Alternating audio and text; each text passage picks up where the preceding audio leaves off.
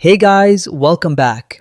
In this video, I'll walk you through how to get a refund from Zara. There are a few different ways, depending on how you made your purchase. Let's get started. If you bought through your Zara account, just log in at zara.com. Click your name at the top right, then open your orders. Select the order you want refunded and you'll see a refund option. Fill in the required details like purchase date, issue with the product, and proof of purchase. If you checked out as a guest, Zara will have sent you a confirmation email.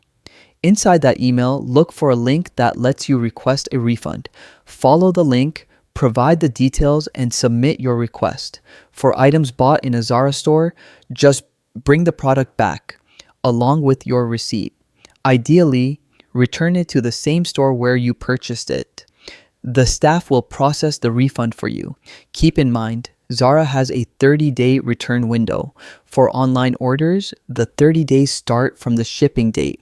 For in-store purchases, it starts from the day you bought the item. Also, the product must be in good condition.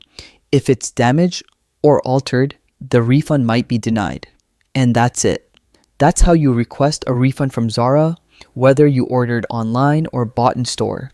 If this video helped, give it a like and check out my other how-to guides.